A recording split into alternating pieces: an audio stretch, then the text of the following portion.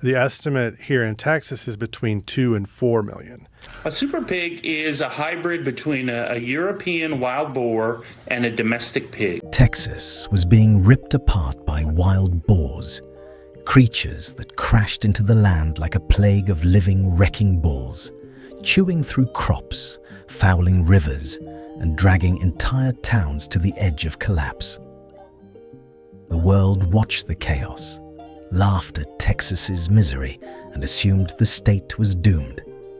But Texas fought back, not with anything anyone had predicted, but with a strategy so unexpected that the real shock wasn't the destruction, but the answer they unleashed.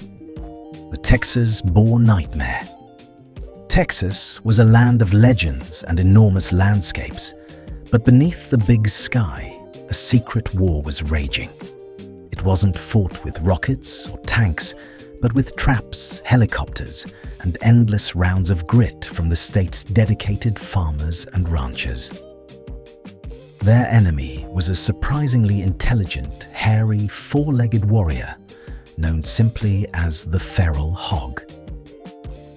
If you were new to the Lone Star State back then, you might not have known that the state was waging a war against a formidable, four-legged foe, and the state's farmers and ranchers were on the front lines. But if you were a native, you knew these animals were everywhere. They were so ubiquitous, in fact, they had become part of popular culture, inspiring jokes, video games, T-shirts, and even businesses like Wild Boar Man soap. These tough swine were causing trouble in at least 35 states, but Texas was their capital. With an estimated 3 million feral pigs roaming wild across private and public lands, Texas dealt with the highest population of these voracious invaders. The Army of Invasion. These hogs are not just farm animals that wandered off the field yesterday. Their story is centuries old, making them a true mutt of the wild world. The lineage of this animal traces back to two main groups. The first group consisted of the ancestors of domestic pigs, which arrived in Florida in the 1500s with Hernando de Soto. Rich hunters imported large, aggressive Eurasian wild boars for sport in the 1930s, bringing in the second group. Over generations, these two groups interbred and eventually mixed with domesticated livestock that had escaped their pens. Understanding their origins helps explain why today's feral hogs thrive in almost any environment and remain so challenging to manage. This resilience becomes clearer when we examine what scientists mean by the term feral. When we use the term feral to describe these animals, it means two things. It applies to pigs that have been breeding in the wild for generations, meaning they have always been wild. It also applies to recent escapees, which quickly adopt wild characteristics, both behaviorally and physiologically. The moment a domestic pig escapes, it becomes a wild pig in both body and behavior. This destructive army knows how to multiply fast. These animals are equipped with sharp tusks that grow continuously and tough hides that shrug off damage, and they have very few natural predators that can take them on. Their life cycle is built for fast invasion. A female pig or sow can start having babies as young as 6 months old. Her gestation period is just under 4 months, and she can give birth to 6 to 10 piglets in 1 or 2 litters every year. That's a massive recruitment rate. The hogs move and live in family groups known as sounders. They are primarily nocturnal, meaning they do their worst damage under the cover of darkness. Like domestic pigs, feral swine engage in rooting behavior, digging up the soil with their snouts in search of food. How rooting hogs devastate America's farmland. Rooting is the signature move of the feral hog. and it's why many researchers consider them the most destructive invasive species on the planet.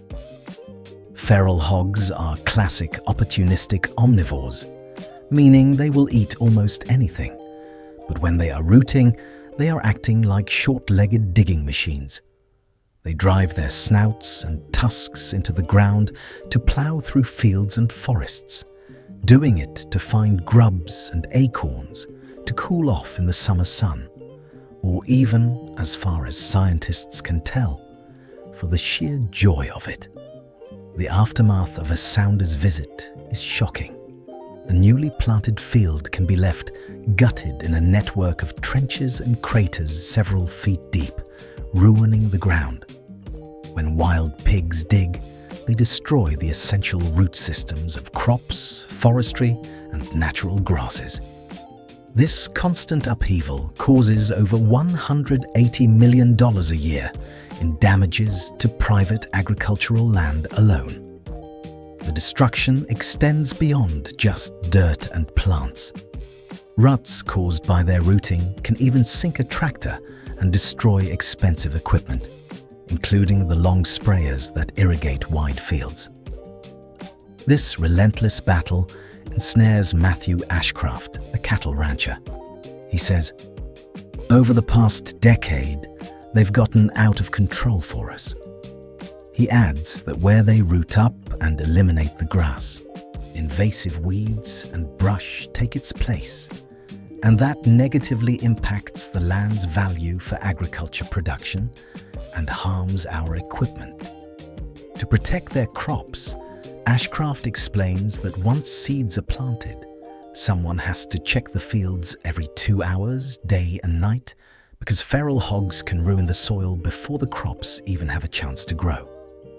But the damage they do to fields is only the beginning. Their impact on wildlife is even more alarming. The ecological zombie. The diet of the hogs transforms them into tiny bandits and poses a significant threat to the environment. They consume the eggs of native birds like quail and wild turkey, as well as those of sea turtles, and feed on the young of deer, sheep, goats, and cattle. In fact, wild hogs are linked to the decline of 22 species of plants and 4 species of amphibians. This huge level of damage has led people to call invasive hogs ecological zombies. And according to wildlife experts, that nickname isn't an exaggeration. Dr. John Tomachek, an associate professor and extension wildlife specialist at Texas A&M, says, "Feral swine are a formidable foe and a scourge to every ecosystem and agricultural product in Texas. This destruction continues when hogs move toward water, where their behavior creates a whole new set of problems. Feral hogs lived with a flaw that shaped their every move. They couldn't sweat. Under the burning Texas sun, their bodies overheated fast, pushing them toward the nearest wetlands and bayous like desperate wanderers chasing shade. But the moment they plunged in, the trouble began. Their rolling, digging, and churning turned clear streams into swirling clouds of mud, stealing the sunlight from the water and unsettling the life that depended on it. And as they moved on, they left something far worse behind. Their waste drifted through the bayous and washed in with every storm, filling the water with dangerous bacteria. What should have been a safe, peaceful home for animals slowly turned into a dirty, muddy mess. Just another silent disaster caused by the invasive creatures that took over Texas. The invisible threat and the response. Beyond the physical damage, there is an invisible threat: disease. Another very real concern is novel and zoonotic transmissible animal-to-human diseases as a threat to human health and the domestic pork industry, warns Dr. Tomachek. Feral hogs have been known to carry brucellosis, a bacterial disease that they can carry for life. Humans can become seriously ill when blood, bodily fluids or tissues from an infected pig come into contact with their eyes, nose, mouth, or any cuts on their skin.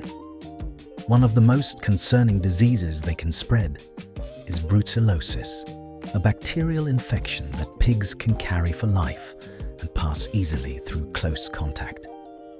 If transmitted to people, it can cause severe, long-lasting health problems and can even be fatal if left untreated. Stephanie Schwiff, a research economist, also warns that feral hogs pose an even larger danger: the potential spread of African swine fever to domestic livestock, a single outbreak of which could trigger billions of dollars in economic losses. The fight against this resilient enemy is intense. Landowners, sport hunters, and wildlife managers have deployed all manner of technology and weaponry to keep feral hogs from wreaking havoc. Despite aerial gunning from helicopters, sophisticated remote-triggered traps, and even legal control methods available, the feral hog population continued to grow. The hog's high intelligence complicates the problem. Ineffective attempts to manage their population can make them cautious and less responsive to control efforts, often leading them to become nocturnal. The only way to win is through integrated pest management, also called IPM, with the goal of eradicating the entire sounder or family group. This shift in behavior makes the legal and practical approach to hog control even more important. In Texas, feral hogs legally belong to the landowner on whose property they stand. The most effective ways to hunt them involve technology and teamwork. Ryan Ashcraft, a helicopter pilot, assists his brother Matthew and other ranchers with aerial shooting. Matthew Ashcraft says, "For ranchers and farmers with vast amounts of land, aerial shooting is by far the most effective way to slow population growth. The other best way to capture an entire sounder is with corral-style traps.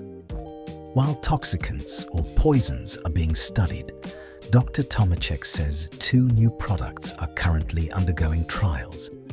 They remain controversial because of their ability to affect or eliminate non-target species. The war against the feral hog requires endless vigilance, advanced technology, and a determined front line of Texans who are fighting to reclaim their land from these clever, destructive invaders." But as the battle over poisons, helicopters, and hog numbers raged on, one truth became impossible to ignore. Texas wasn't just losing ground, it was losing time. The war goes airborne. The wild hog had already proven itself a tough opponent, but what made this battle even harder was its brain. These animals were not stumbling around blindly. They were watching, learning, and adjusting. As hunters pushed harder during the day, the hogs quietly switched their schedule, slipping into the shadows and becoming mostly nocturnal. They rested during sunlight like sleepy giants and roamed at night like an army of silent bulldozers. Because of this, hunters changed their tactics too, pouring money into night vision gear and thermal scopes that made every glowing hog stand out like a lamp in the dark. The fight had officially moved into the night. This ongoing clash got national attention when an unusual internet moment blew up in August. A tweet about the control of 30 to 50 hogs with a semi-automatic rifle went viral. What started as an argument about one of America's most heated debates suddenly introduced millions of people to a different issue entirely. Many online users were shocked to learn that feral hogs were not a joke. They were one of the most destructive invasive species in the entire country. However, Texans were already familiar with the situation. Texans, having endured this crisis for years, were well aware of the potential consequences. The numbers behind the destruction were huge. According to the U.S. Department of Agriculture, wild hogs cause about $1.5 billion in damage each year.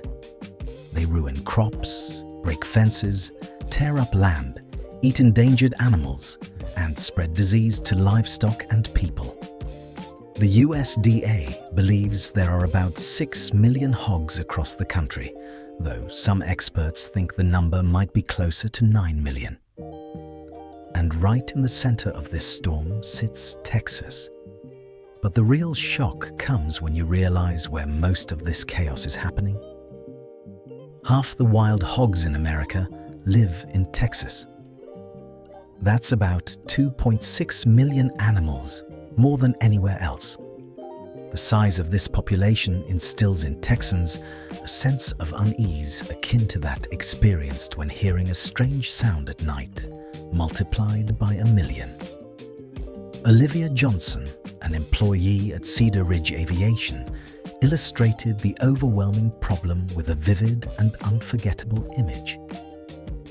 It would be like waking up to find 3 million rats living in your house.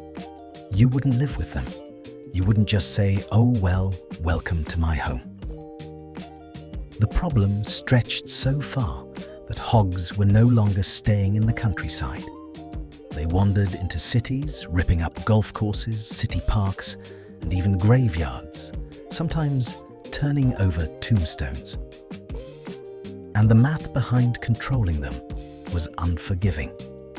One expert explained that just to maintain current population levels, we have to eliminate 60% of the hogs every year. After that harsh number came the heavy truth: we'll never eradicate them.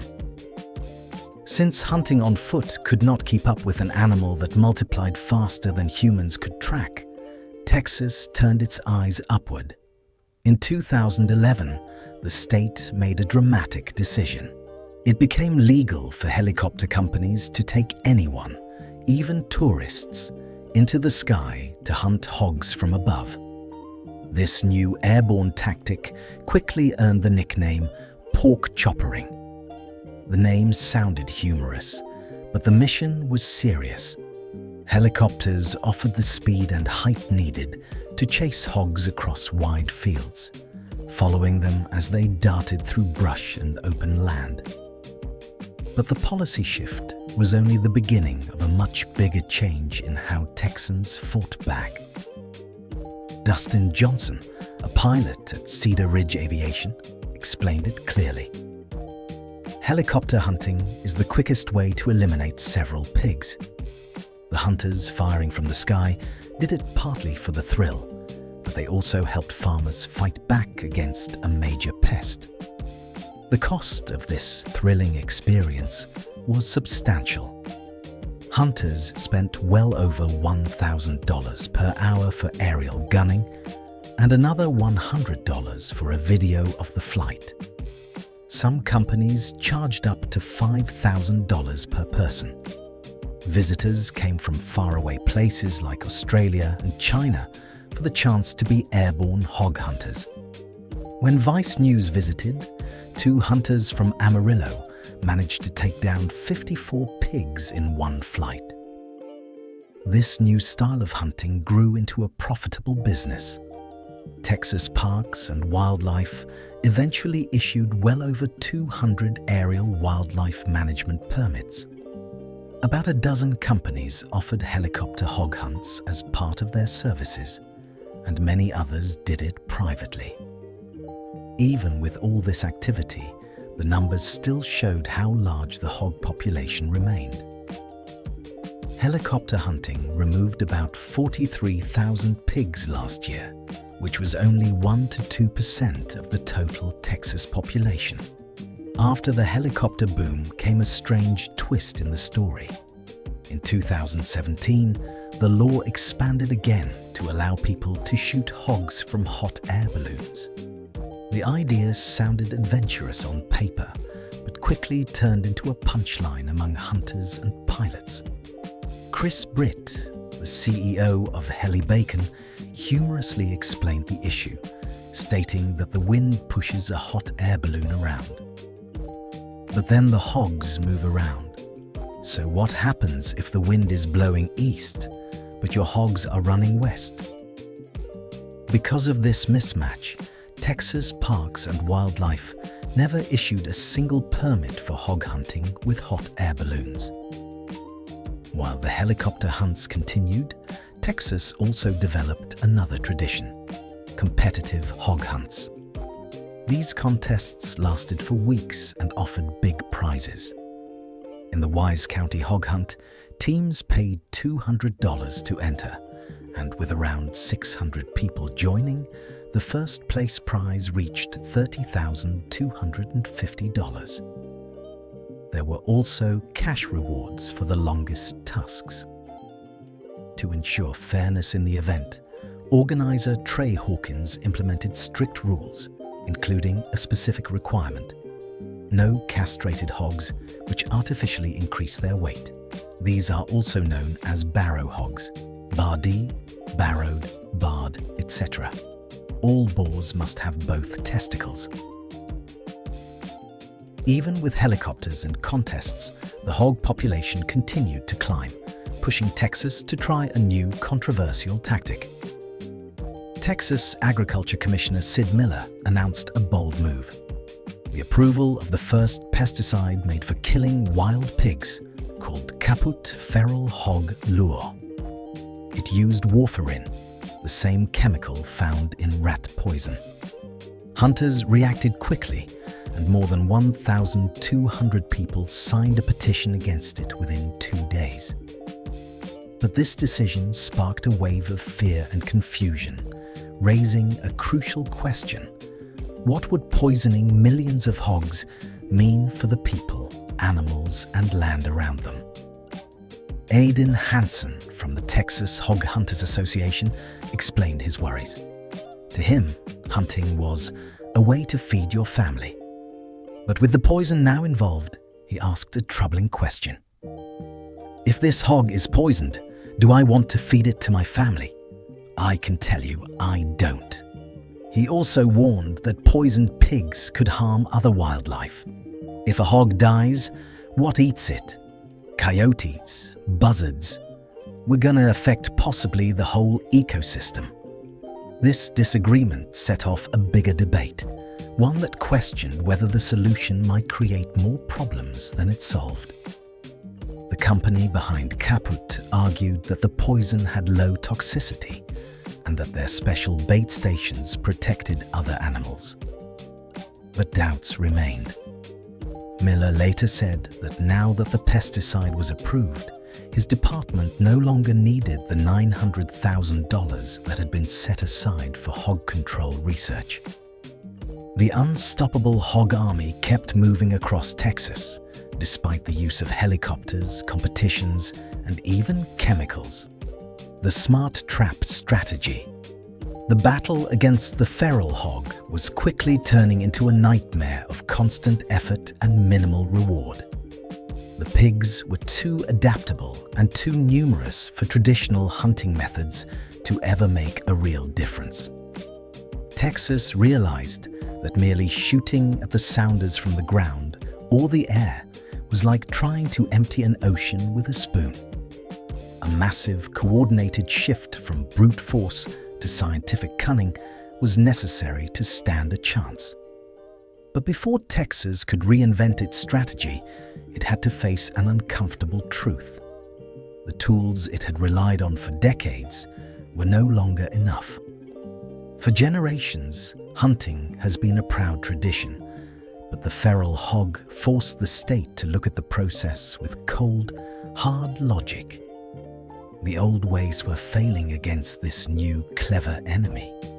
But when the state examined each method closely, the cracks in the old system became impossible to ignore. Ground hunting was the traditional method, but even with rifles, shotguns, and night vision gear, it removed only a few hogs at a time and often pushed the animals onto neighboring land instead of eliminating them. Hunting with dogs helped in some areas, Yet it carried real risks for both the dogs and their handlers, making it far from ideal. Even helihogging delivered only partial success, because despite removing hogs quickly, it was expensive and required permits that limited its use. Chemical control remained the last option, but poisons like warfarin or sodium nitrite raised serious concerns about harming wildlife, livestock, and water sources, leaving Texans without a safe or reliable solution. Every method was powerful, but none of them powerful enough. Texas needed something that could remove entire sounders at once, something smarter, faster. It was unlike anything the wildlife world had ever seen before. The science of the new toolbox. Texas began approaching the feral hog problem like a tricky engineering puzzle. Officials realized they needed an integrated approach to feral hog control methods, a multi-layered strategy.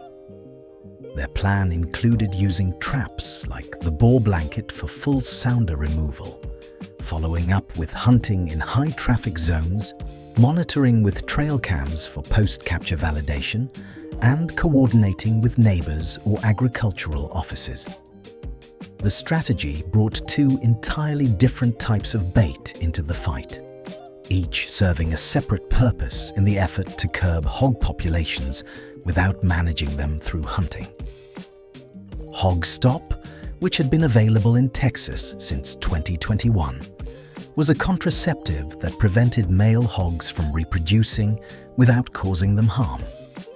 The all-natural bait did not contain hormones or endocrine disruptors and drastically reduced the hog's fertility. The impact, however, was temporary. If a hog stopped feeding on the bait, its fertility eventually returned. It served as a way to halt the production of hogs. The second tool, Caput, was the state's answer to chemical control, reintroduced that year after a failed launch in 2017. This bait contained a low dose of warfarin, a blood thinner that was lethal to pigs. Pest control experts like Tyler Rich of ProChem Sales, a Caput distributor, believed it could make a dent in the hog population. Rich managed expectations by saying, "I don't think that farmers will ever see numbers down to zero, but it was an effective tool that they had in their toolbox." However, this baiting process necessitated a significant amount of patience and discipline. Feral hogs had to be conditioned to access the bait before the product was applied. Once the product was added, feral hogs consumed lethal doses within 5 days of consistent access to the bait. The process of training the hogs and later feeding them laced bait could be long and costly, so impatient landowners saw little success. Landowners who checked the feeder for mechanical issues and replaced bait consistently as part of their regular maintenance schedule reported sharp declines in feral hog numbers and damage levels. Landowners who ignored instructions reported mixed to low success in curbing feral hog numbers on their property. Importantly, the product was not very harmful to other animals if they ate the bait, and it did not reach dangerous levels in the bodies of departed feral hogs.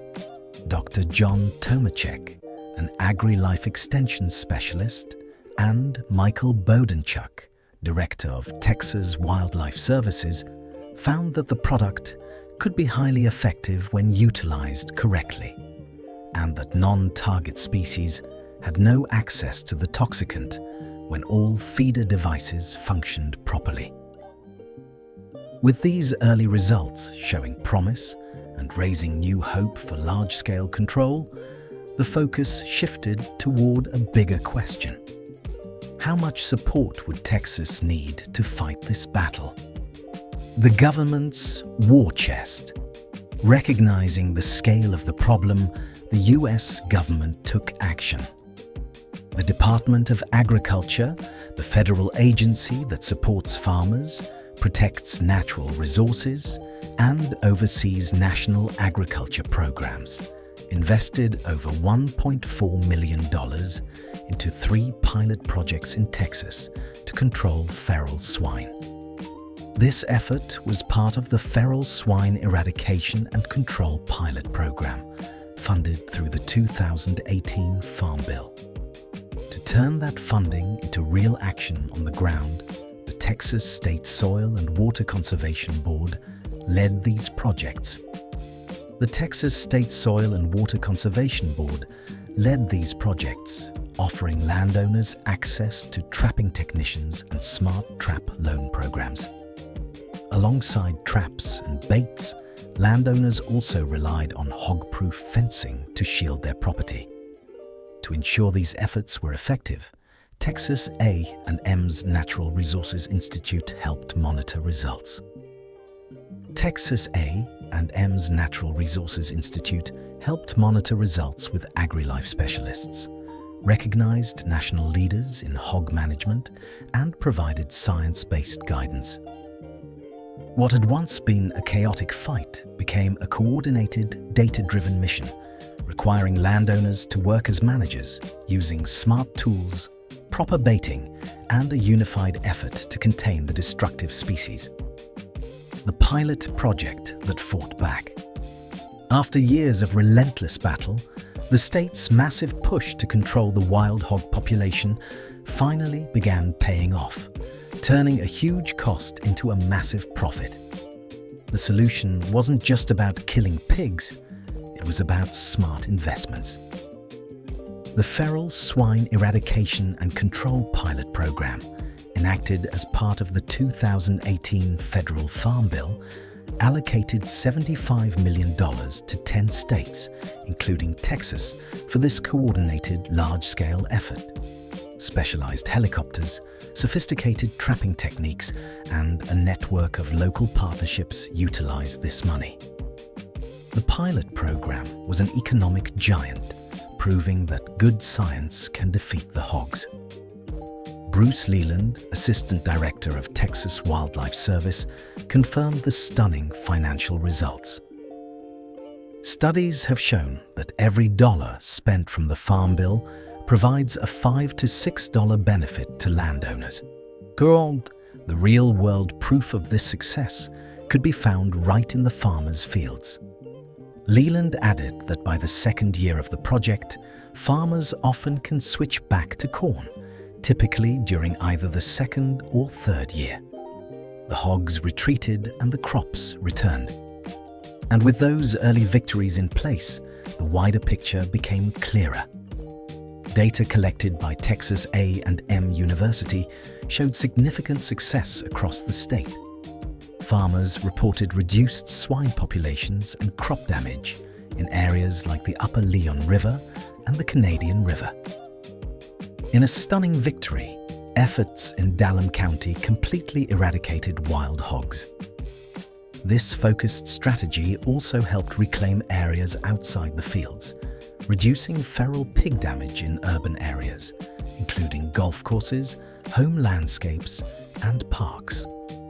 The victory extended deep into the state's natural resources. Removal of these four-legged bulldozers significantly enhanced the quality of the water. The hogs had been using the state's creeks and rivers as their personal muddy bathtubs, making the water sick. To understand just how big this change was, it helped to look at one critical example. The Double Bayou Watershed Protection Plan focused on this issue, proving the connection between pig removal and cleaner water. When the Texas Wildlife Services removed 537 feral hogs from the Plum Creek watershed over 2 years, the overall level of bacteria in the creek decreased by 48% when compared with an adjacent area where feral hogs were still present in high numbers. The success was a group effort, a collaboration of governmental and private entities. Texas Farm Bureau Associate Director Tracy Tomaszek summarized the triumph. There were a limited number of counties that were able to participate, and keep in mind this was a pilot program, but it was a highly successful program. We proved that through strategic control we could have success in reducing the populations of those hogs, positively impact landowners in terms of crop production, and positively improve the water quality in those rural areas.